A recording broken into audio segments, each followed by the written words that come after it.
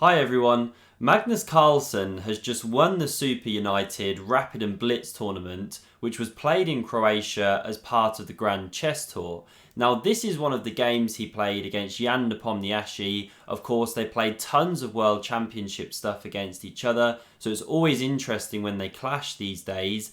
And in this Blitz game, Magnus had white, and the way that Nepo played left Kasparov feeling shocked. Because I was watching the St. Louis video, the commentary, and Kasparov's watching this game. I'll link the link below with the timestamp. And he just couldn't believe the way that modern players play the positions sometimes these days. So let's see what happened here. Magnus kicked off with e4, c5 from Jan, that's his favourite move, the Sicilian defence. And now knight c3 from Magnus. So already a bit of a sideline, not the usual knight f3, d4 stuff. Now d6 played, and pawn d4 anyway, despite the fact that when the pawn recaptures, now you have to go with the queen, black picks up a tempo, and you drop the queen back here and blocking your own bishop. So what's going on with this one? I'm just going to turn off the engine here, I just realised I've left that on. So why would you play like this? Well, white's actually going to fianchetto this one, castle queenside, and it's a trendy system in the last few moves. All the top games here are played in kind of 2019, 2020. So black has to kind of know what they're doing now. And we'll see that from Jan. So he goes pawn g6, pawn b3 from Magnus. And now this is where Kasparov was just shocked at what Nepo played. So he goes pawn f5. Now it's just such an ugly move, but it's actually the top computer move here. And already in the Lead Chess database, it's saying no game found from this position. Anyway, why is Nepo doing this? Well, it gives kind of dynamic play for black if you play accurately. But the flip side is that you're making your pawn structure worse. If you ever capture here or black captures here, you're going to be left with 3 pawn islands to white's 2. You also open up the king down here and you weaken the e6 square. So that's why it's positionally an ugly move. But let's see what happened. So bishop b2 played by Magnus now.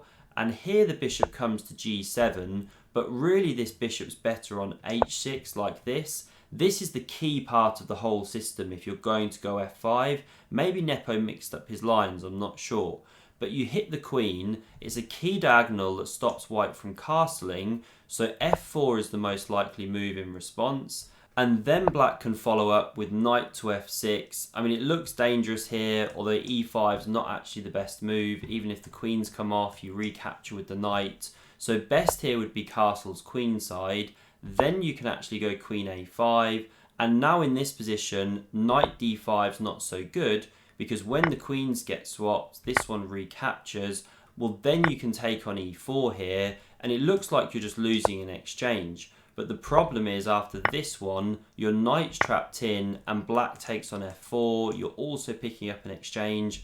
Now, of course, jumping in on c7, it's not forced. After this one takes here, you can start capturing on f6 like this, or you can go with the bishop. This is the computer's top line. But like said, the position's very dynamic. Black's still got good play here, and it's all connected to this tactical stuff. Here you've got the bishop pair. Anyway, this was really the way to go for Nepo, getting that bishop onto h6, playing dynamically to compensate the pawn structure weakness. But after this move of bishop to b2 here, Nepo went bishop g7, looks very natural, but now he's heading for an endgame where he's just slightly worse. So Magnus castles, queen a5, and now this really nice knight d5 move. And this time when the queens come off here, we also see then the bishop's coming off. The bishop's not stood here anymore. And after recaptures with the king, there's a threat to fork here. So king f7 played, and Magnus is just comfortably ahead now. He's got a nice knight. Black's got 3 pawn structures after this captures here, and he can start pressing on the position. So he goes bishop to c4 now, developing, and he's playing some cat and mouse with this knight. So it hops into e5 to deal with the discovered check here. And now the bishop drops back to e2. Has it lost the tempo? Well, yes, but then the knight's going to get kicked in a moment with pawn to f4. So knight f6 developed. Magnus simply chops that one off. The king recaptured. Now pawn f4. And after the knight dropped back to d7 here, Then the bishop hits this wonderful diagonal, knight c5 played, covers that pawn, and you don't want to start pushing b4, by the way. It's just really horrible positionally. You know, you could probably go knight a4 check, that kind of thing. So instead the knight just developed to e2. Now bishop e4 challenged that strong piece. Magnus exchanges, the knight recaptures, and he plonks this rook on d4. Just a beautiful harmony about Magnus's play in this game here. So the knight drops back, the knight now hits c3, spinning around into d5. And of course, if you ever go e6, well, then you weaken the d6 pawn. This is the problem with the split pawn islands. So king f7 was played here, rook e1. This rook came to the e-file, knight d5. There's a threat to fork here. So the rook now came to c8. And now pawn c4 from Magnus, very logical move. And Kasparov noted in the studio, you know, you want to try and avoid black getting e6, d5, that kind of thing, if you can do so. h6 now from Nepo, the rook lifted to e3. Magnus just activating his pieces, slowly, incrementally improving, really beautiful.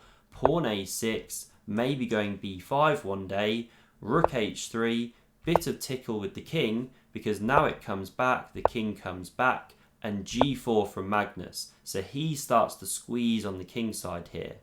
And knight d7 was played by Nepo. He could have actually tried e6 in this position. It's quite a nice shot, because after the knight drops back, then e5 is the key follow-up move. Now it looks like you're just losing a pawn here, but then black takes here, and they've actually equalised the position now. And equally, if you take here, which is the best move, now after pawn recaptures, let's say rook d6, well, there's this great resource of rook to d8, challenging the d-file, and it looks like you shouldn't be able to do this, because after these ones come off, then you're losing a pawn. But the problem is the check at the end of the line, you lose the rook. Now, you're not going to see this in Blitz, but it's just a really nice line. So after the rook comes off, king c2 is the best move. Okay, game goes on, white's still a bit better, but really good drawing chances for black there. But Nepo missed that one. He didn't go e6. He didn't want to start messing with those pawns, weaken them further. Instead, he went knight to d7. And now Magnus goes f5 here. He lets the knight into e5. Not a bad move, but he could have waited on things with a4, for example. That was a good option. But he immediately goes f5. The knight comes to e5. Now pawn a4. And here Magnus could have flicked in a takes there, by the way. He decided not to. And now Nepo takes on f5. The pawn recaptures. Rook g8 hits the open file. Very logical. And now rook h4 from Magnus, not only defending this pawn, but also attacking this one. And here Nepo just didn't want to defend passively. This is Blitz chess, of course. So he plays the active move. He could have gone for this check. King a3, rook h8. This is the top computer line, but then you have to kind of defend passively. White can already start going pawn c5, try and undermine this knight, then weaken this pawn further. So instead of going for this, Nepo goes b5. Very logical idea, trying to rip open lines for his rooks, but you are sacrificing a pawn when you play like this. And Magnus gobbles it up. Although you've got the doubled ones here, this is actually a very dangerous passed pawn now. So rook c5 was played from Nepo, hits knight, hits pawn, but knight c3 deals with it. Rook g2 check. And this is the nice thing now. The king can tuck on a3, and that rook's protecting the knight here. Everything's glued together, just so harmonious for Magnus. So the rook now dropped back to c8. Nepo wants to swing around here. Rook takes on h6 from Magnus. It was hard to really defend that pawn, but then you leave the defense of this one and all that kind of thing.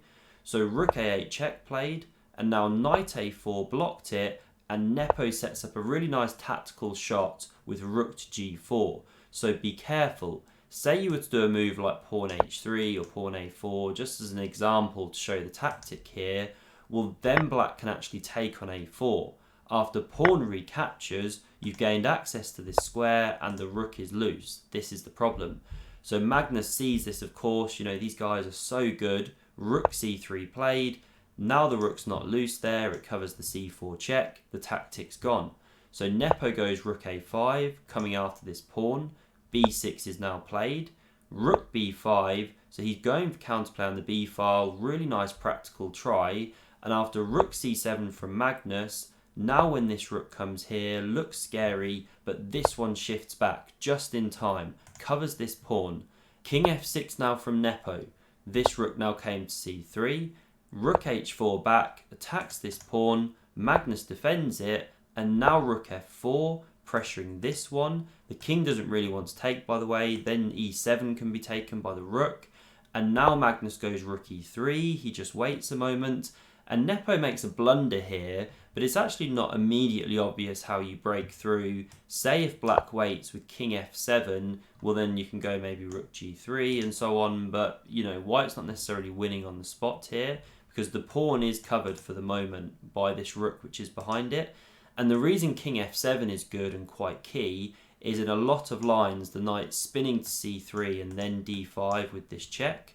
But after Nepo goes rook f1 here, well now the knight starts spinning. It hits the rook and you can't take here because then you check the king. This is the big problem with the king on f6.